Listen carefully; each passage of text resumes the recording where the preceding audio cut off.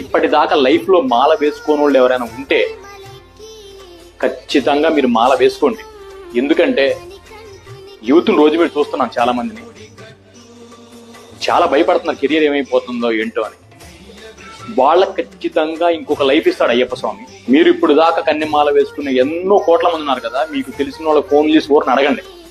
ప్రతి ఒక్కళ్ళు వాళ్ళ లైఫ్ లో మిరాకిల్ జరిగిద్దని చెప్పకపోతే నన్ను అడగండి. కిందని ఎదిరించి ఒక పూటే అన్నం తిని చెప్పులు లేకుండా తిరిగి రాళ్ళు పుచ్చుకుంటా ఉంటాయి మన కాళ్ళకి.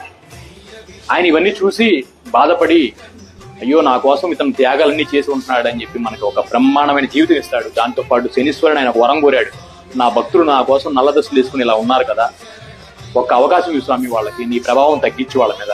బిల్డింగ్లు కావాలి, 100 అంతస్తుల బిల్డింగ్ ఇవి కాదు, నేను బాగుండాలి, నా ఫ్యామిలీ బాగుండాలి, హెల్త్ బాగుండాలి, ఇలాంటివి ఖచ్చితంగా మీకు మంచి చేస్తాడు. దేవుని దృష్టిలో డబ్బు అనేది లేదు, గుర్తుపెట్టుకోండి.